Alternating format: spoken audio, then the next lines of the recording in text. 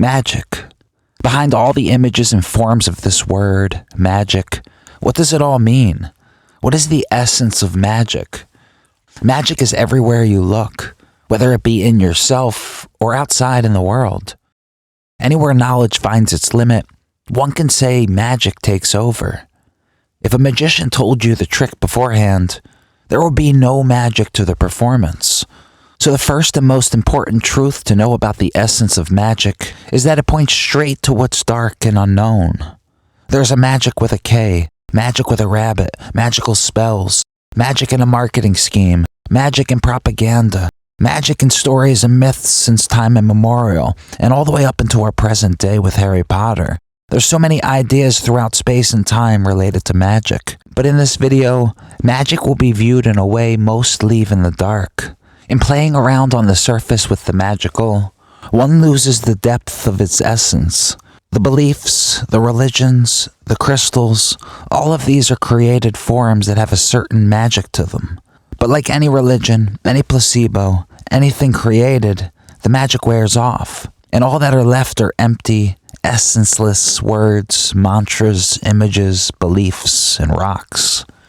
Magic, this magic we're about to explore, is not to be described as magical. While this adjective is a shade of magic, it is not the fluffy idea many put around it. Because true magic is not here to make you feel good, make you be able to use it against others, or use it for your own benefit, but rather realizing its whole essence. It's comfortable being the magician, putting on tricks for the ignorant, knowing the order which fools the fooled, and fools love to be fooled, because it's fun to be amazed, especially in an ordered fashion. The magician knows how to perform, and the consumer knows the magician is just using a trick to fool the reality. But when the magic is not ordered by the human, but performed elsewhere, well, then we're not playing with rabbits, no hats, no fun magical spells to cast on what you wish to be, no placebo on oneself, because in the whole essence of magic, none of that's needed. We'll be exploring various personal entries of Carl Jung in the Red Book during his active visionary experience, that inner journey which led to his whole psychology. We'll see the magic in the world and the magic in the spirit, and what we, as individuals in the middle of it all, performing and being performed, can do about it. So let us begin this journey in the Red Book as we explore the essence of magic.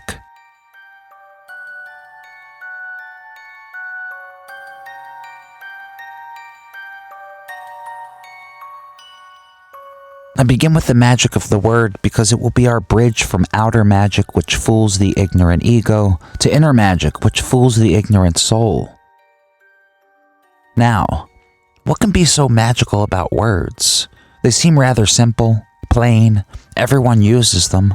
Where's the magic? When you truly ponder it, you realize that there's no world as we know it without words. This is mirrored by the first line in John in the New Testament, where he states, "In the beginning was the Word, and the Word was with God, and the Word was God." We all have heard the magician say abracadabra, and it is this word which means something along the lines of, "I will create as I speak."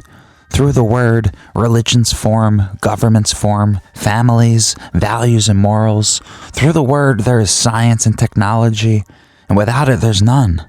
Without the word, there's no concept like money, books, laws, modern life as we know it. Seriously, try to imagine a world without the word. Words are powerful, magical instruments. Sometimes, although magical, that powerful instrument can be used against the ignorant. I can say a word and trigger somebody to act in a certain manner outside their conscious will. A leader can use their words to move millions of people. Advertisers know how important the word is to consciousness, not only on the surface, but deep into the layers of the psyche. Jung especially knew the power of word, and how deep words can penetrate. If you read Jung's work, you'll notice he leaves a lot of Latin and Greek left next to the English. And at first glance you may miss the point, but if our psyche's primordial, and we hold all that past in us, then certain words can invoke, almost like a spell, the essence of that word in us, even if it's not consciously known to the subject. This idea of magic is mirrored by Jung just before the incantations chapter in the Red Book, as he instructs to sing incantations in the ancient manner, which has that magical effect on one's being. Words, while empty in themselves, hold a power to create in the world, and that is magic. A powerful magic we all use and get used by every day. So the world in this one side of magic has been explored. But I said the word is a bridge to the other side of magic. So is there anything else you could think of than the willing subject who uses the word? This thinking will direct one towards that ancient idea of the logos.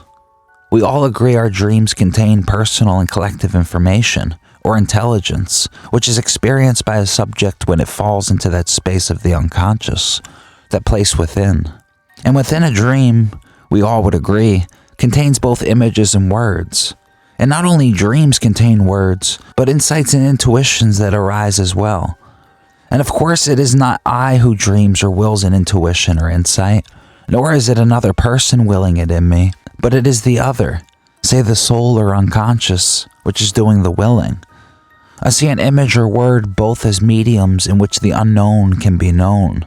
If the unconscious uses a dream or a sudden insight or intuition to interact with the conscious individual, and it contains either or both images and words, then we could see how this is a medium or instrument that is used by the unconscious.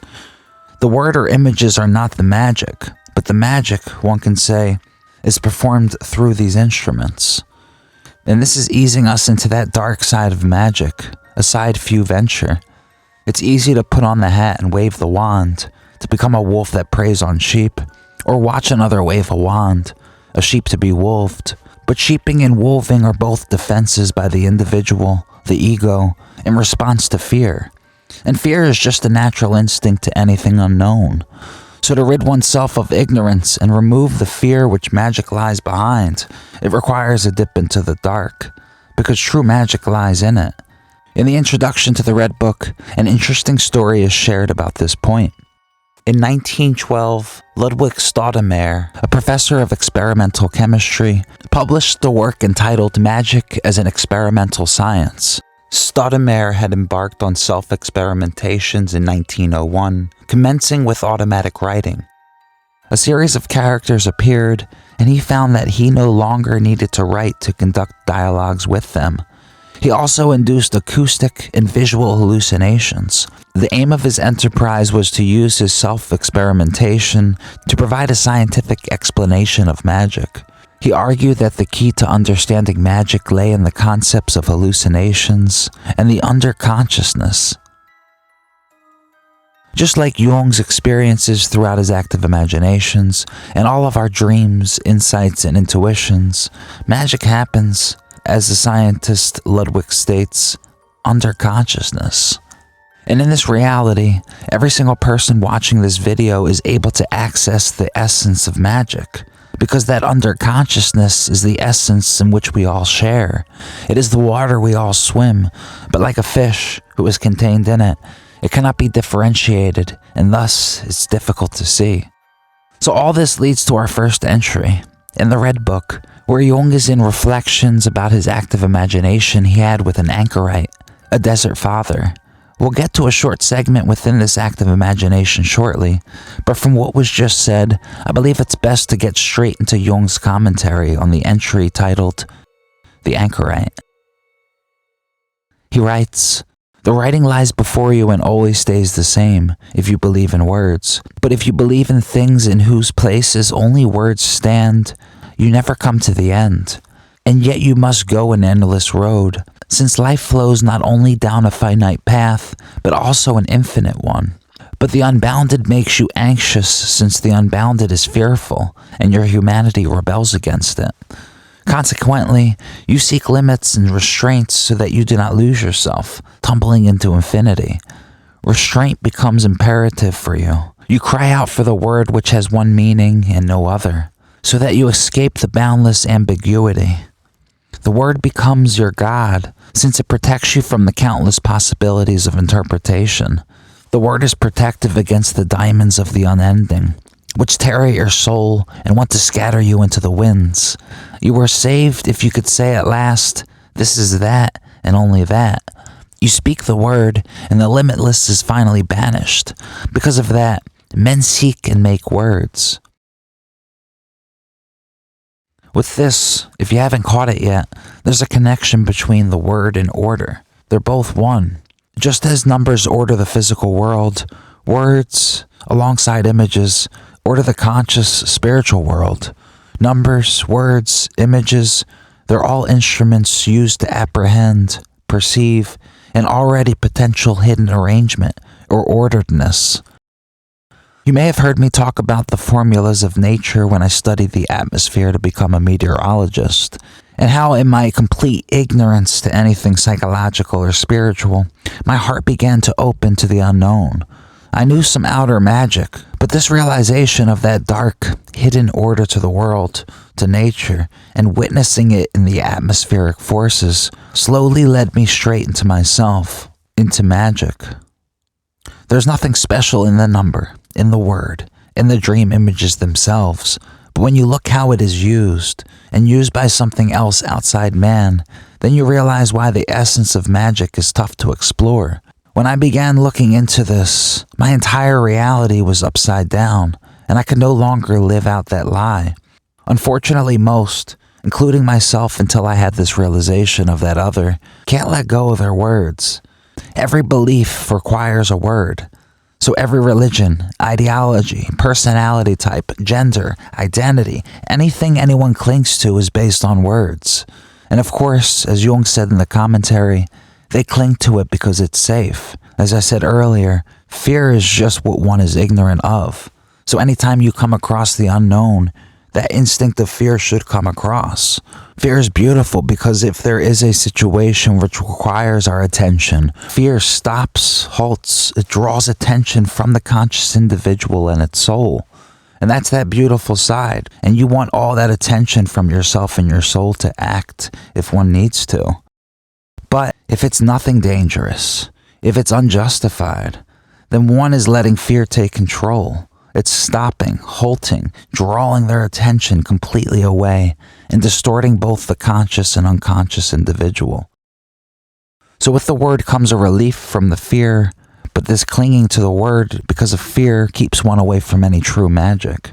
Yet without any words or images, just like without numbers, one cannot apprehend that hidden potential.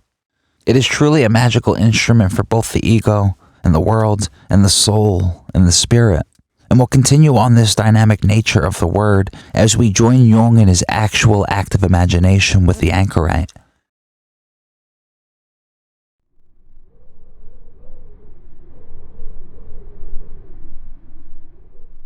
In the desert, the hermit and Jung discuss reading a book, and if the words stay the same or change when reading it over multiple times. Jung claims, as many of us would, that the words don't change, and the book is always the same. The egotistical, worldly approach to words. The Anchorite, though, has another take. Jung, confused on what the Anchorite, the religious hermit, does all day alone in the desert, asks him, "Again, forgive me. My curiosity is great. What then do you occupy yourself with? Are you a child? To begin with, you see that I am reading, and then I keep regular hours. I can see nothing at all with which you could occupy yourself here. You must have read this book from cover to cover often enough, and if it is the Gospels, as I suppose, then I am sure you already know them by heart. How childish you speak. Surely you know that one can read a book many times. Perhaps you almost know it by heart, and nevertheless it could be that when you look again at the lines before you, certain things appear new, or even new thoughts occur to you that you did not have before.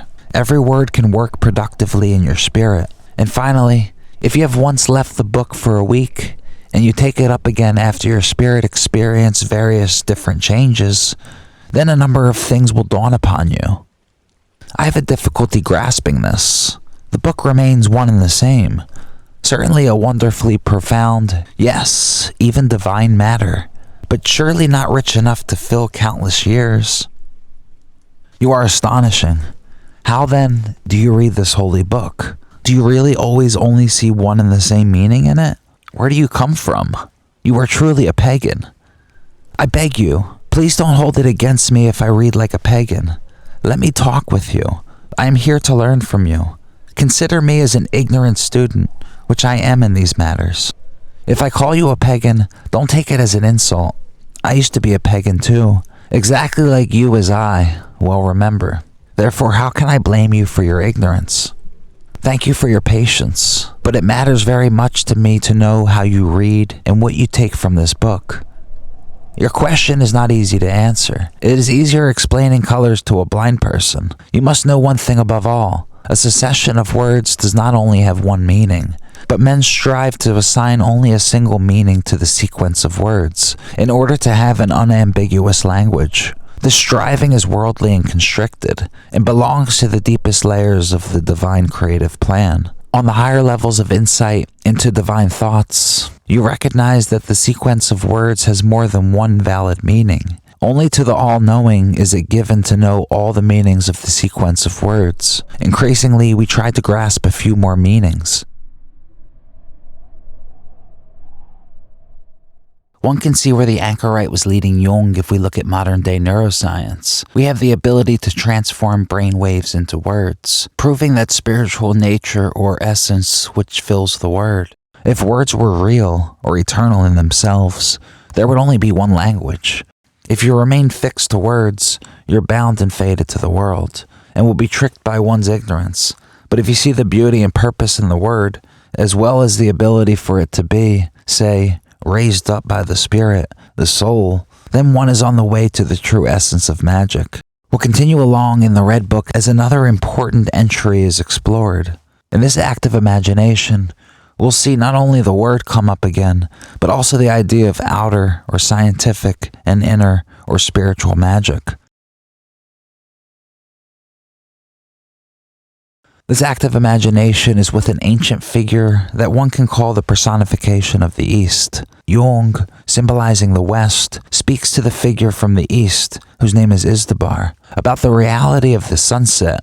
While Izdubar believes that the sun sets into the sea, a rather mythical approach to this, Jung tells him the reality of space. That is, that the sun is not going into the sea, but sits in the unending space of space itself. And it doesn't revolve around us, but we revolve around it. This truth infuriates Izdubar as we enter the scene.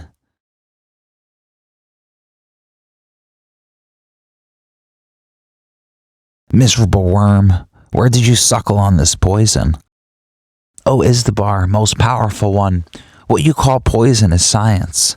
In our country, we are nourished on it from youth. And it may be one reason why we haven't properly flourished and remain so dwarfish. When I see you, however, it seems to me as if we're all somewhat poisoned. No stronger being has ever cut me down. No monster has ever resisted my strength. But your poison worm, which you have placed in my way, has lamed me to the marrow. Your magical poison is stronger than the army of Tiamat. He lies as if paralyzed, stretched out on the ground. You gods, help. Here lies your son, cut down by the invisible serpent's bite in his heel. Oh, if only I had crushed you when I saw you, and never heard your words. Oh, Izdubar, great and pitiable one. Had I known that my knowledge would cut you down, I would have held my tongue, but I wanted to speak the truth. You call poison truth? Is poison truth? Or is truth poison? Did not our astrologers and priests also speak the truth? And yet theirs does not act like poison. Oh, Izdubar, night is falling, and it will get cold up here. Shall I not fetch you help from men? Let it be, and answer me instead. But we cannot philosophize here. Of all places, your wretched condition demands help. I say to you, let it be. If I should perish this night, so be it. Just give me an answer. I am afraid. My words are weak, if they are to heal. They cannot bring about something more grave. The disaster has already happened. So tell me what you know. Perhaps you even have a saving word that counteracts the poison. My words, O most powerful one, are poor and have no magical power.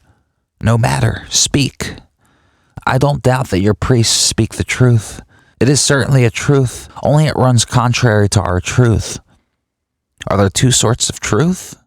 It seems to me to be so. Our truth is that which comes to us from the knowledge of outer things. The truth of your priest is that which comes to you from inner things. That was a solitary word. I'm fortunate that my weak words have relieved you. Oh, if only I knew many more words that could help you. It is now grown cold and dark. I'll make a fire to warm us. Do that, as it might help. The holy fire warms me. Now tell me, how did you make a fire so swiftly and mysteriously? All I need are matches. Look, they are small pieces of wood with a special substance at the tip. Rubbing them against the box produces fire. That is astonishing. Where did you learn this art? Everyone has matches where I come from. But this is the least of it. We also fly with the help of useful machines. You can fly like birds. If your words did not contain such powerful magic, I would say to you, you were lying. I am certainly not lying. Look, I have a timepiece, for example, which shows the exact time of day. This is wonderful. It is clear that you come from a strange and marvelous land. You certainly come from the blessed western lands. Are you immortal? Immortal? There is nothing more mortal than we are. What? You are not even immortal, and yet you understand such arts? Unfortunately, our science has not yet succeeded in finding a method against death. Who then taught you such arts? In the course of the centuries, men had made many discoveries, through precious observation and the science of outer things. But this science is the awful magic that has lamed me. How could it be that you are still alive even though you drink from this poison every day? We have grown accustomed to this over time, because men get used to everything, but we are still somewhat lamed. On the other hand, this science also has great advantages, as you have seen. That we have lost in terms of force, we've rediscovered many times through mastering the force of nature.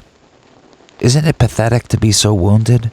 For my part, I draw my own force from the force of nature. I leave the secret force to the cowardly conjurers and womanly magicians. If I crush another's skull to pulp, that would stop his awful magic. But don't you realize how the touch of our magic has worked upon you? Terribly, I think. Unfortunately, you are right. Now you perhaps see that we had no choice. We had to swallow the poison of science. Otherwise, we would have met the same fate as you have. We'd be completely lamed if we encountered it unsuspecting and unprepared. This poison is so insurmountably strong that everyone, even the strongest, and even the eternal gods, perish because of it. If our life is dear to us, we prefer to sacrifice a piece of our life force rather than abandon ourselves to certain death. I no longer think that you come from the blessed western lands. Your country must be desolate, full of paralysis and renunciation. I yearn for the east, where the pure source of our life-giving wisdom flows.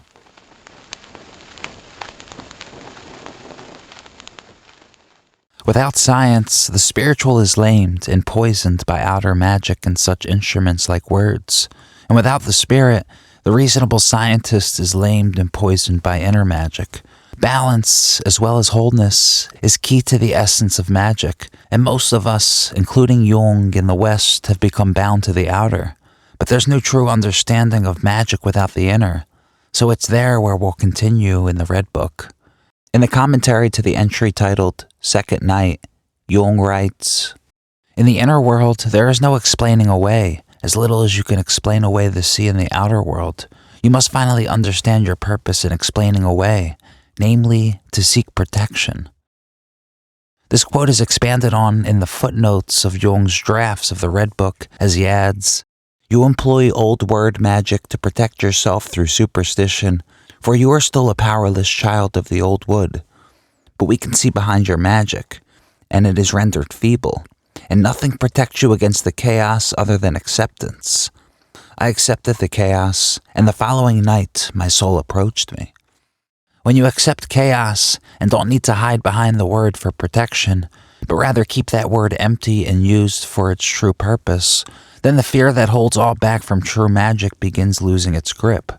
Fear, as I said, is a natural instinct to anything unknown. So as the individual accepts their being as not something fixed or stable, but rather chaotic and unknown, then fear slowly fades.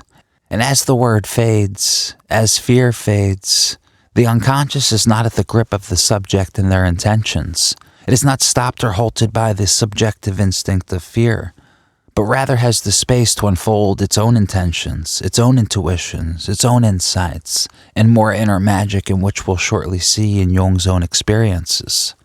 So as Jung accepted the chaos and broke his fear to reveal the inner arts, he continued his initiation into the essence of all magic.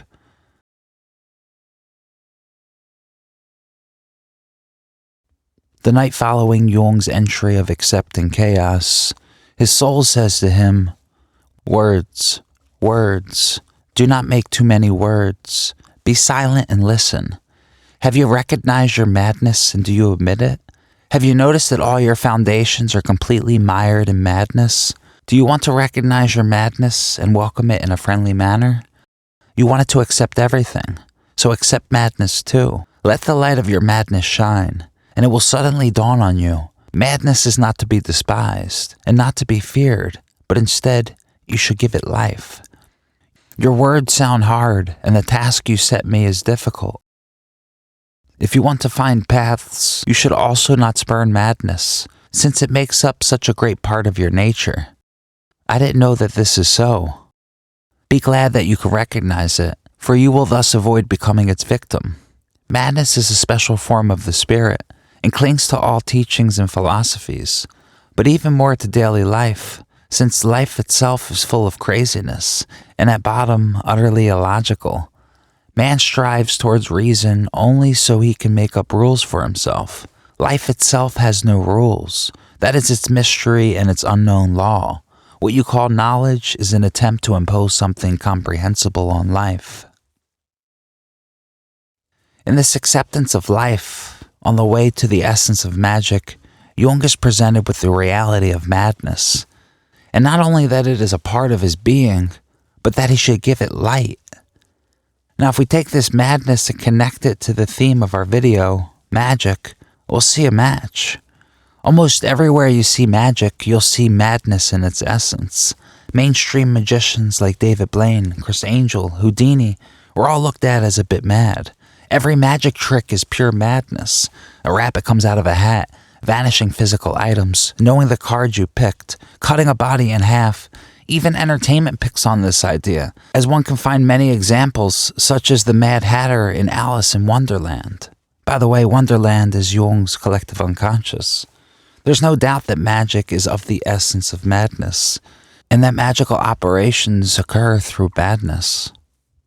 In the commentary to this entry, Jung adds, "There are hellish webs of words, only words, but what are words?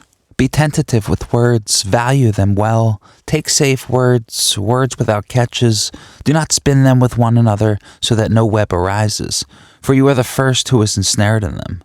For words have meanings, with words you pull up the underworld, words the paltry and the mightiest. In words the emptiness and the fullness flow together." And I'll add a footnote included in the section which says it all. For words are not merely words, but have meanings for which they are set. To grasp this, and especially the final footnote, one would be called mad, because it takes madness to see that words, which are created by humans, have the ability to provide a hidden, potential meaning. But none of this can happen if one is clinging to their words. As Jung says in this commentary, our spirit has become an impertinent whore, a slave to words created by men, and no longer the divine word itself. So individuals have become chained to their words, and thus chained away from magic. They are spellbound in their own illusion. But through some madness, one allows the word to be what it is, and that breaks the chains. When one begins using the word for its true purpose, and enters the dark without expectation or fear, the conscious and unconscious individual begins seeing and experiencing magic, not only internally but externally. And in addition to this, one is no longer blindly moved by a word, so someone else cannot use the word against you. A lot of outer magic is revealed through this process. And not only is it words, but also no one can use fear to gain something out of you. While this is all dark and chaotic and rather mad, there is a beauty to it all. And I'm not claiming this is an easy task, which is why so many remain spellbound to the world. Jung, in his madness, continues to reveal what the essence of magic looks like as he receives 3 prophecies about the future. In an interesting commentary to the prophecies he receives, Jung writes, "From the flooding darkness the son of the earth had brought, my soul gave me ancient things that pointed to the future. She gave me 3 things, the misery of war, the darkness of magic, and the gift of religion. If you are clever, you will understand that these 3 things belong together. These 3 mean the unleashing of chaos and its power, just as they also mean the binding of chaos. War is obvious and everyone sees it. Magic is dark and no one sees it. Religion is still to come, but it will become evident." One can look into the connection between magic, war, and religion, but for the purposes of this video, we're going to stick to magic. And we see Jung yet again tie magic to darkness. Additionally, we gain insight on the essence of magic, say its purpose and ability, and that is to both loosen the power of chaos and bind it. Finally, we also see another shade of what inner magic consists of, especially as one continues on the inner arts. And it's something that we all connect to the idea of magic, that being prophecy. Jung, feeling through the darkness, the chaos, continues on in the Red Book as he, just like an initiate, continues into the magical arts of the inner. And this theme of inner or spiritual magic is just how the final 3 entries in the second book in the Red Book, Liber Secundis, concludes. We'll begin with Jung receiving a black rod, or what one can call the inner wand, then quickly circle back to the word and why it's been emphasized throughout the video, and conclude with Jung meeting a magician, Philemon.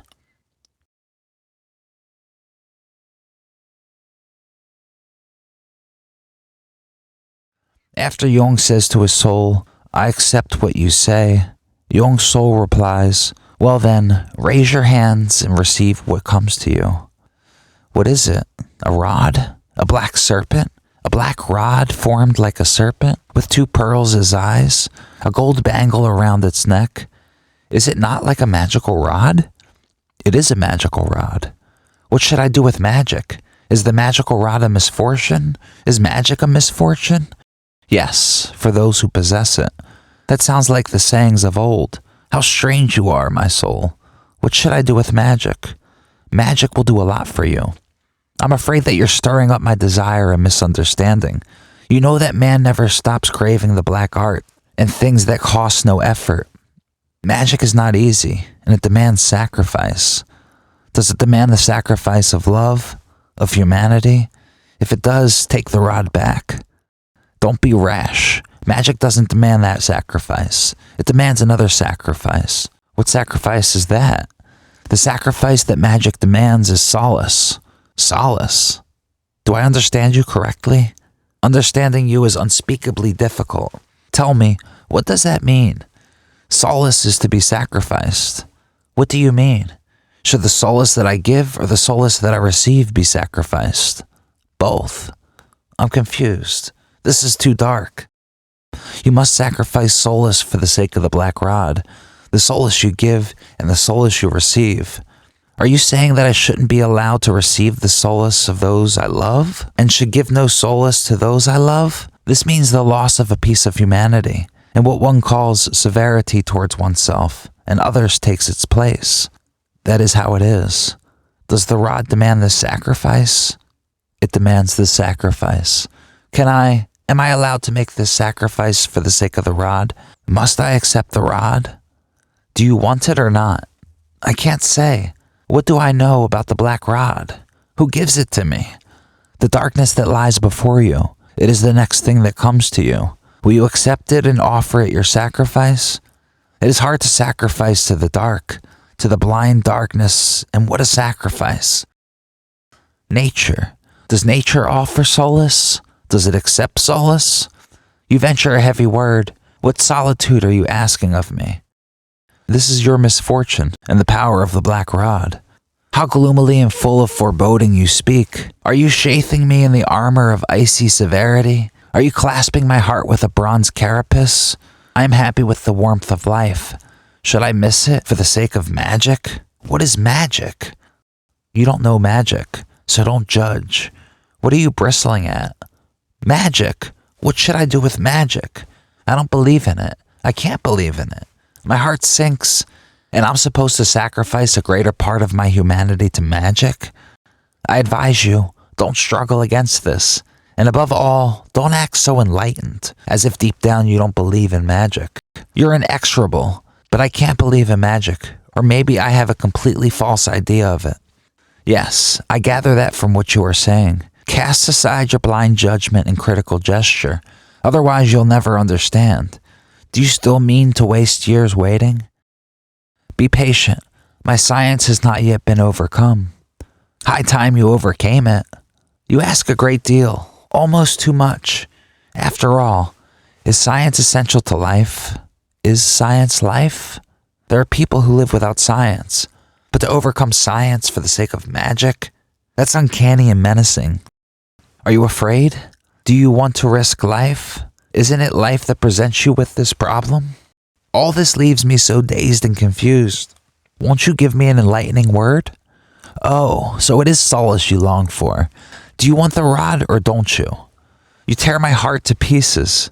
I want to submit to life, but how difficult this is.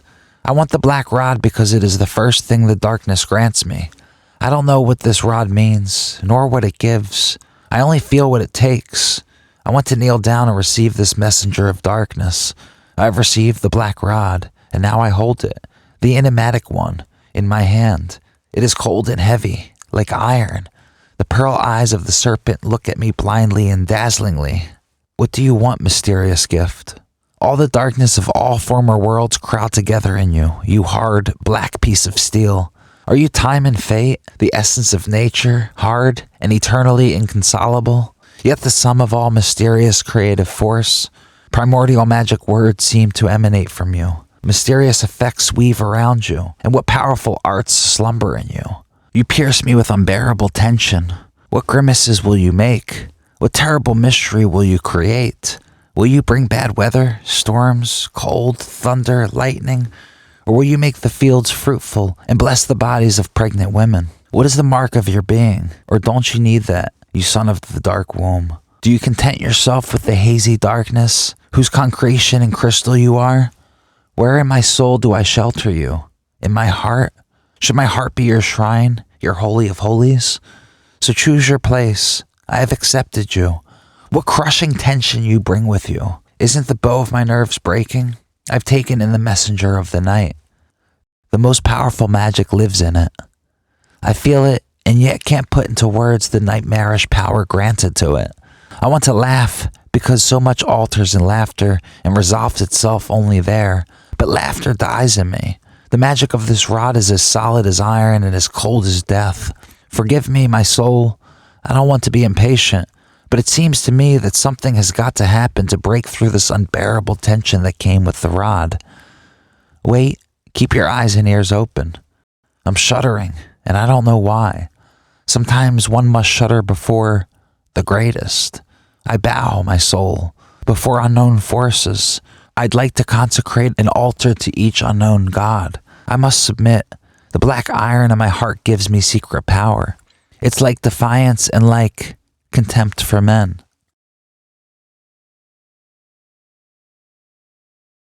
So as Jung accepted the chaos, the limitlessness, and madness of this unknown, he was presented the inner wand. But in order to receive it, he must earn it through a sacrifice, and that sacrifice is solace. It's a sacrifice difficult for anyone to offer. As Jung says, he has to give away a piece of his humanity for it. It is not easy, as his entry shows, but neither is magic, as Jung calls it the most powerful, the messenger of the night. So we see that even if the ego has no business in the performance of inner magic, that is, say, reserved for the soul, the spirit, the unconscious, it does require work from a subject in order to become. And this work is much deeper than closing your eyes and saying that you accept the dark. It is an entire purification of one's attitudes, beliefs, personal and conscious, all the way up through and including the need for comfort. Magic is a full embrace, and in order for it to be performed, it requires the whole of one's being. In Jung's commentary to this entry on the gift of magic, Jung speaks to those not interested in just mastering the magic of the outer world, performing a few tricks, but the way towards the essence of magic.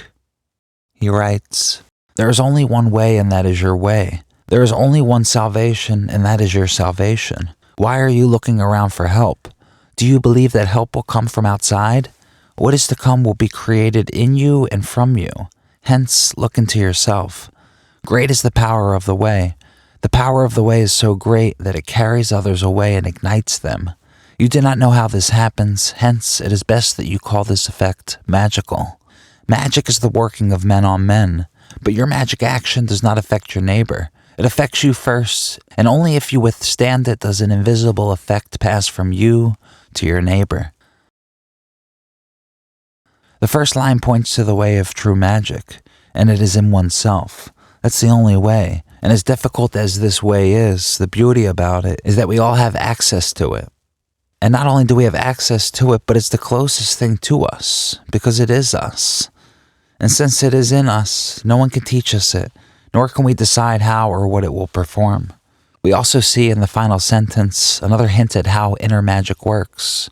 Jung says that your magic effect does not affect your neighbor, but you first. And only through one's realization of it, its movements, its reality, its numinous nature, does an invisible effect pass on to others. But the most important thing to realize is that all true magic begins with and occurs through oneself. This all reminds me of another symbol that's connected to magic, the crystal ball. Magic happens in the ball, and the ball doesn't perform the magic, but the magic is performed through the ball, say the spirit or unconscious, which then through the soul animates images and words. But remember, all of the magic and its effect happen in the ball, the subject's awareness, and without it there is nowhere to perform magic. This is why the way to true magic is through you.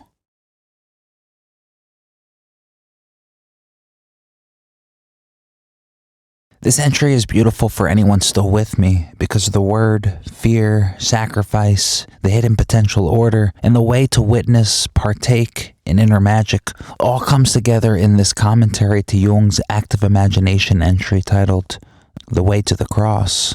He writes, "No one rises above himself who has not turned his most dangerous weapon against himself.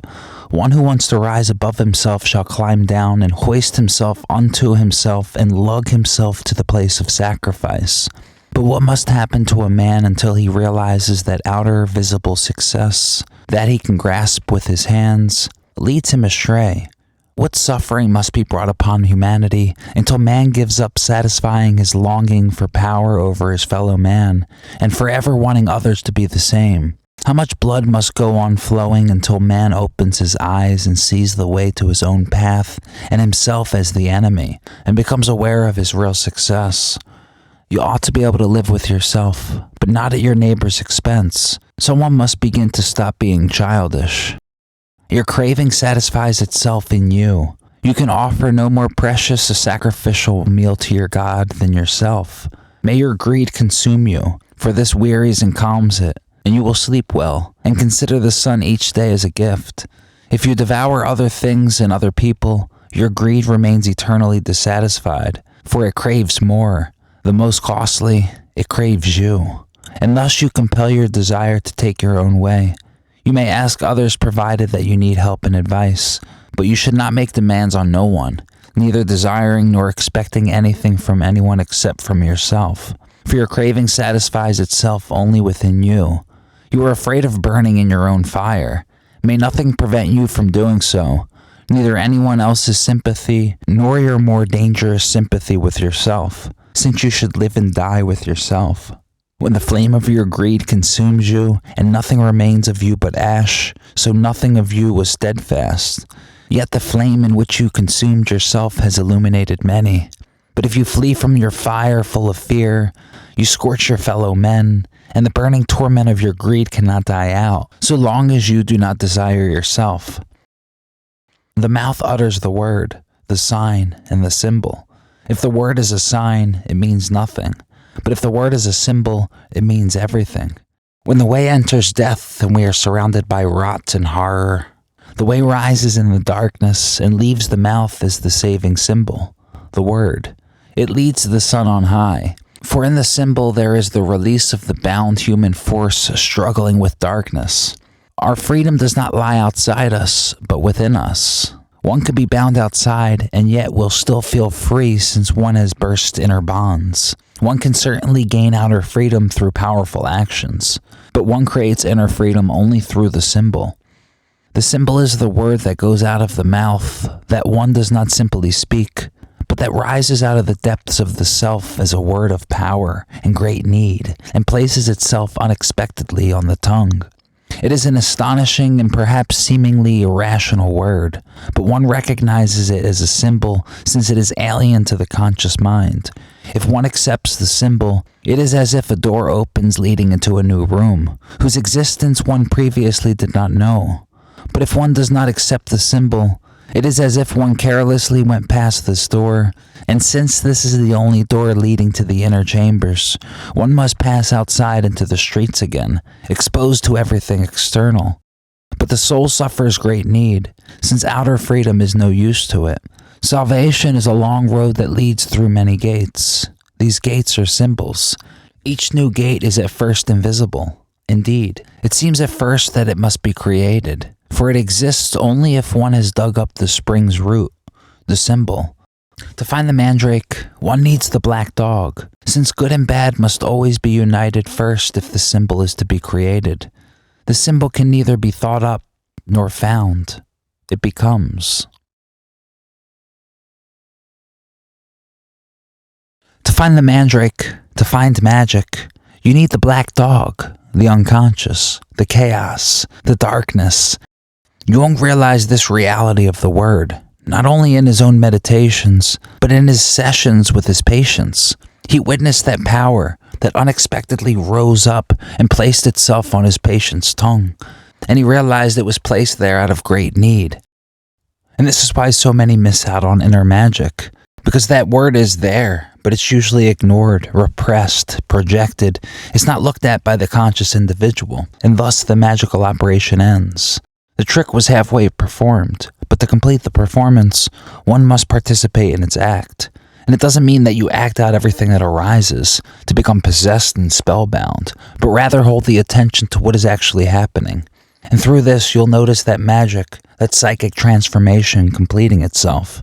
And it leads, as Jung says, to new paths, new gates, new ways, new meanings, new awareness, new life.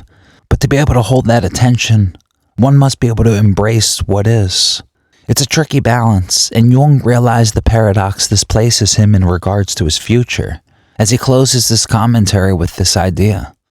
Futurity grows out of me. I do not create it, and yet I do, though not deliberately or willfully, but rather against will and intention. If I want to create the future, then I work against my future.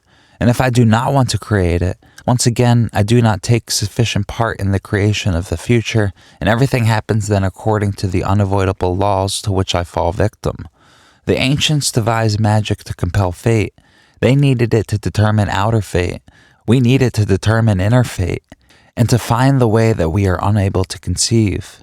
For a long time, I considered what type of magic this would have to be, and in the end, I found nothing.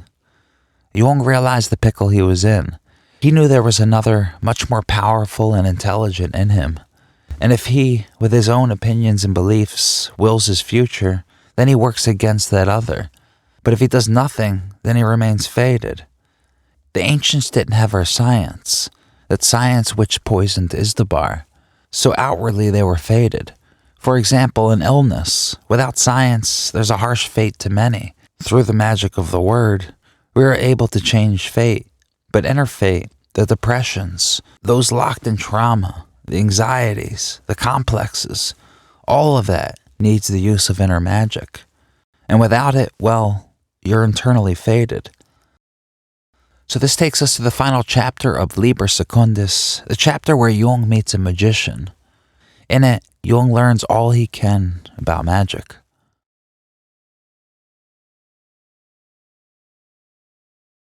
We'll pick up in the active imagination as Jung seeks magical knowledge. I stand at the garden gate. Philemon, old magician, how are you? I call out to him. He does not hear me, seeming to be stone deaf. I follow him and take his arm. He turns and greets me awkwardly and trembling. He has a white beard and thin white hair and a wrinkled face, and there appears to be something about his face. His eyes are gray and old, and something in them is strange. One would like to say, alive. I am well, stranger. But what are you doing here?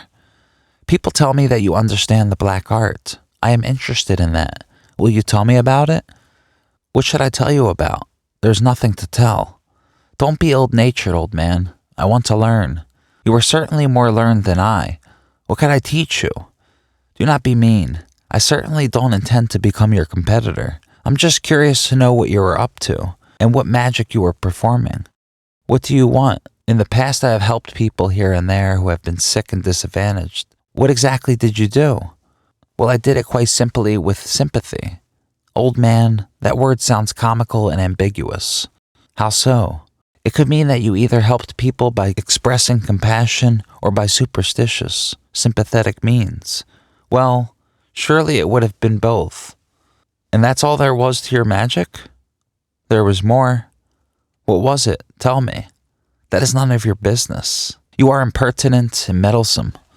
Please don't take my curiosity badly. Recently, I heard something about magic that awakened my interest in this bygone practice. And then I came to you because I heard that you understand the black art. If magic was still taught today at university, I would have studied it there. But the last college of magic was closed long ago. No professor knows anything anymore about magic. So do not be sensitive and miserly, but tell me about your art. Surely you do not want to take the secrets with you to the grave, do you? Well, all you will do is laugh anyway, so why should I tell you anything? It will be better if everything was buried with me. It can always be rediscovered later. It will never be lost to humanity, since magic is reborn with each and every one of us. What do you mean? Do you believe that magic is really inborn in man? If I could, I would say yes, of course it is, but you will find this laughable.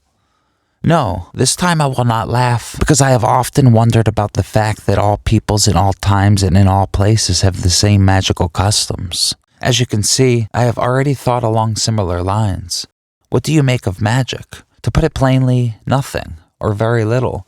It appears to me that magic is one of those vain tools of men inferior to nature. I can detect no other tangible meaning in magic. Your professors probably know just as much. Yes, but what do you know about it? I prefer not to say. Don't be so secretive, old man. Otherwise, I must assume that you know no more than I do. Take it as you please. Your answer suggests that you most definitely understand more about it than others. Comical fellow, how stubborn you are. But what I like about you is that your reason does not deter you.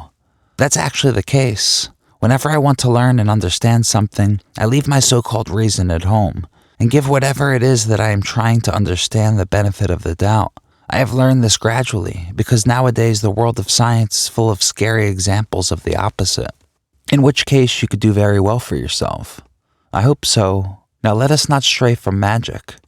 Why are you so determined to learn more about magic if you claim that you have left your reason at home? Or would you not consider consistency part of reason?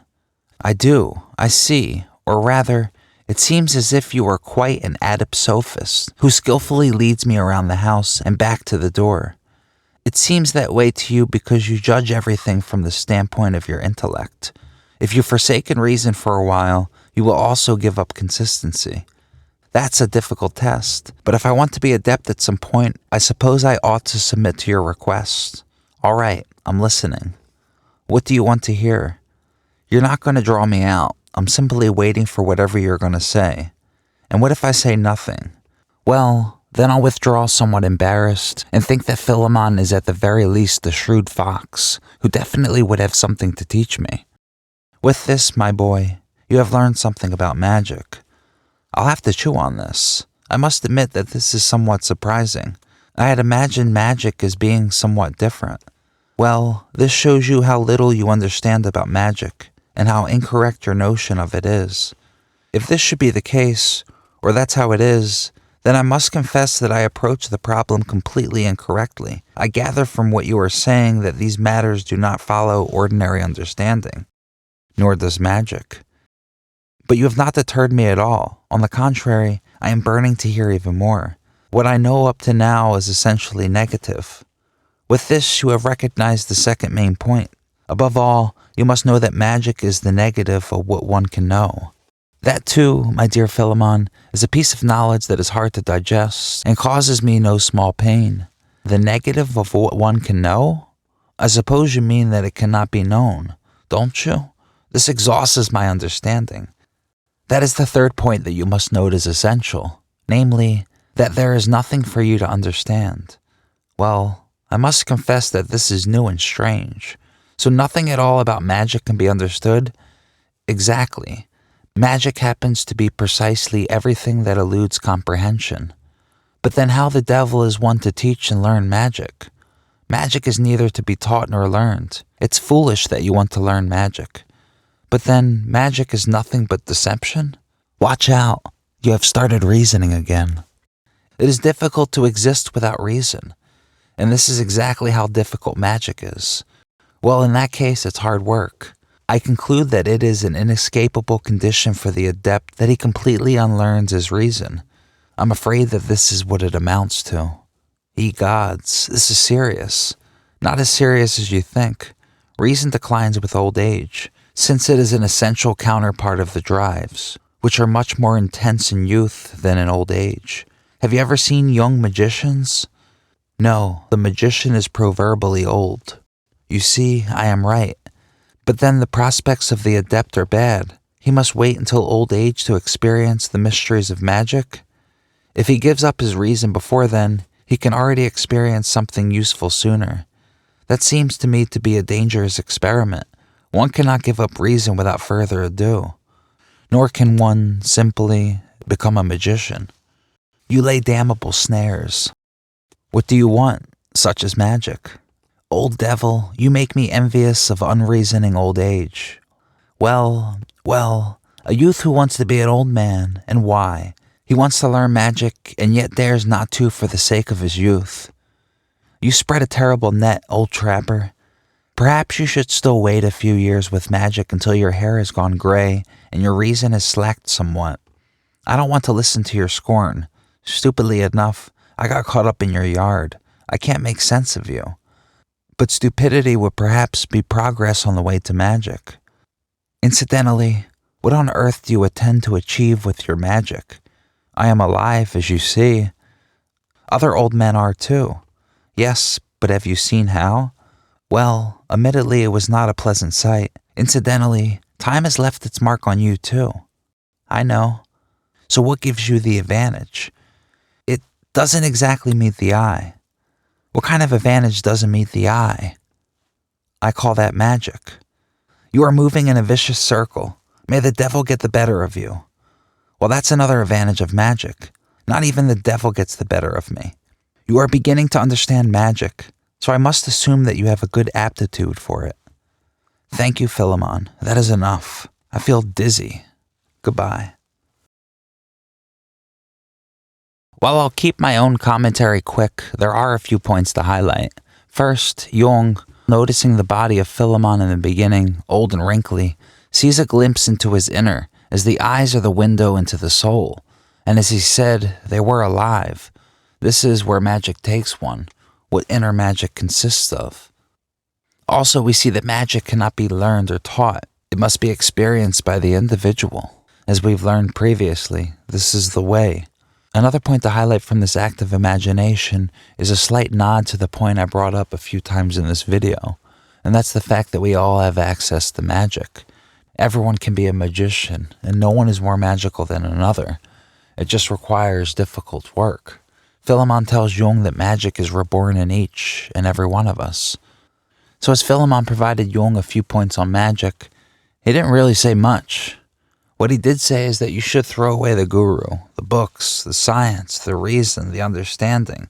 And behind all that, like I said in the beginning of the video, is where true magic lies. It's the negative of what one can know. So with that, I'm not going to add anything else, because the best thing to say about the inner art, obviously, is nothing. What I will include before concluding the video is Jung's own commentary on the matter. He provides a beautiful summary on his own on the idea of magic. It is an error to believe that there are magical practices that one can learn. One cannot understand magic. One can only understand what accords with reason. Magic accords with unreason, which one cannot understand. The world accords not only with reason, but also with unreason. But just as one employs reason to make sense of the world, in that what is reasonable about it approaches reason, a lack of understanding also accords with unreason.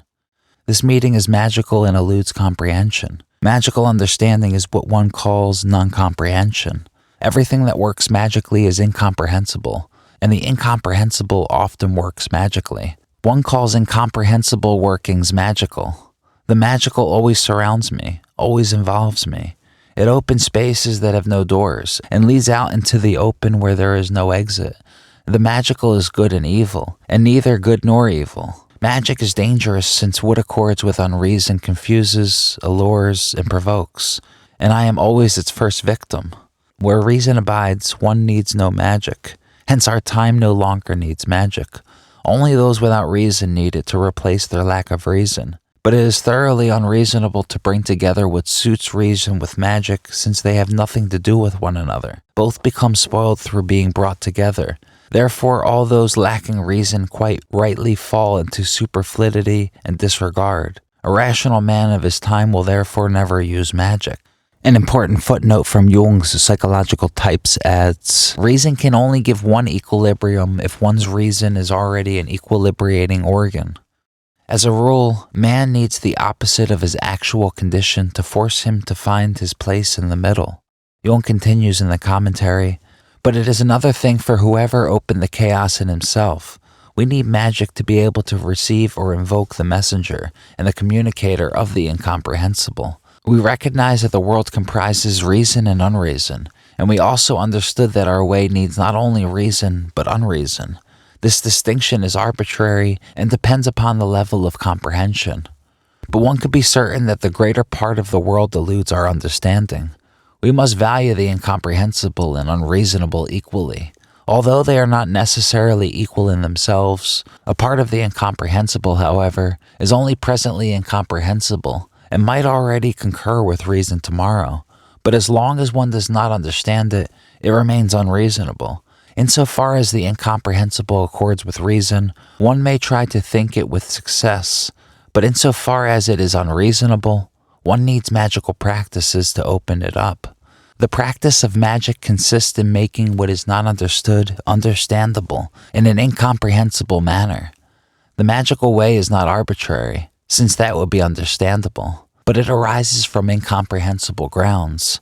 Besides, to speak of grounds is incorrect, since grounds concur with reason. Nor can one speak of the groundless, since hardly anything further can be said about this. The magical way arises by itself. If one opens up chaos, magic also arises. One can teach the way that leads to chaos, but one cannot teach magic. One can only remain silent about this, which seems to be the best apprenticeship. This view is confusing, but this is what magic is like. Where reason establishes order and clarity, magic causes disarray and a lack of clarity.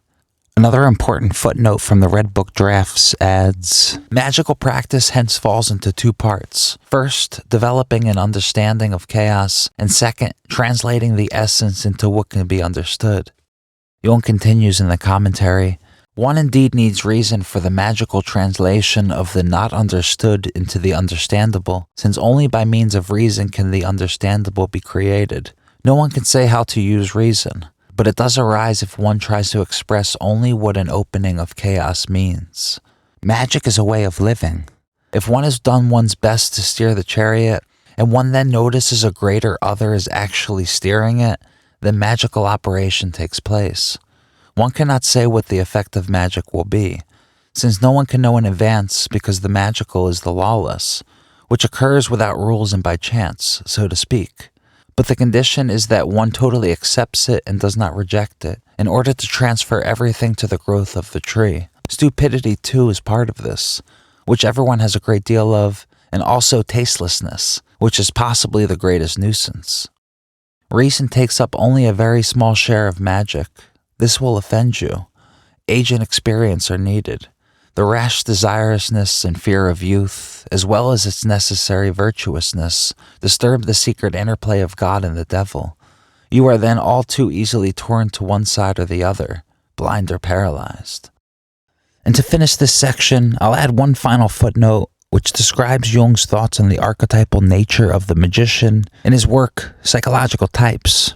The magician has preserved in himself a trace of primordial paganism. He possesses a nature that is still unaffected by the Christian splitting, which means he has access to the unconscious, which is still pagan, where the opposites still lie in their original naive state, beyond all sinfulness. But if assimilated into conscious life, produce good and evil with the same primordial and consequently demonic force. So you see, the magician truly has one foot in the unconscious and one foot in consciousness. The true magician is the self.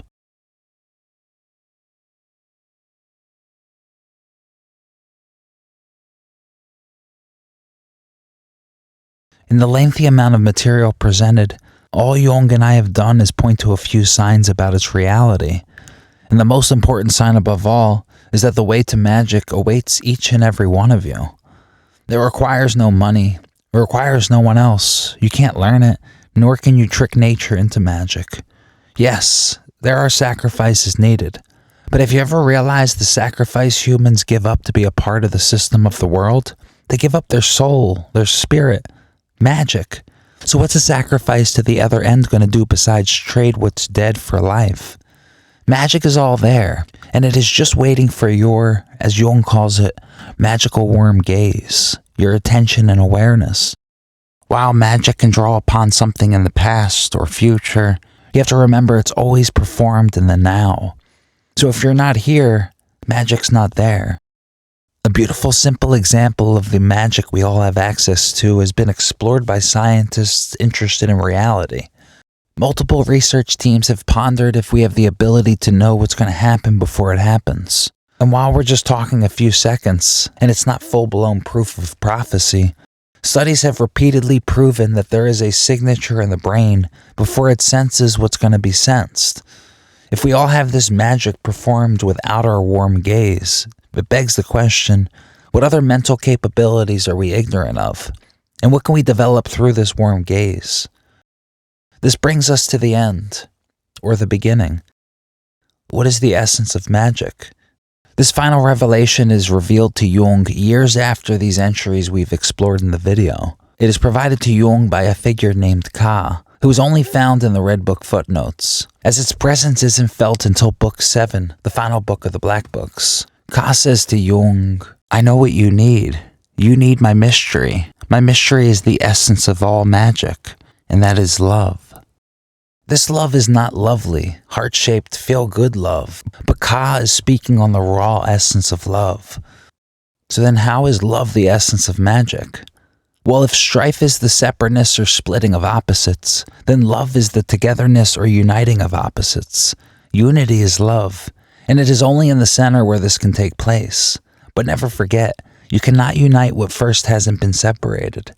Magic cannot happen with an individual needing or wanting anything specific, but open to both good and evil, beautiful and ugly.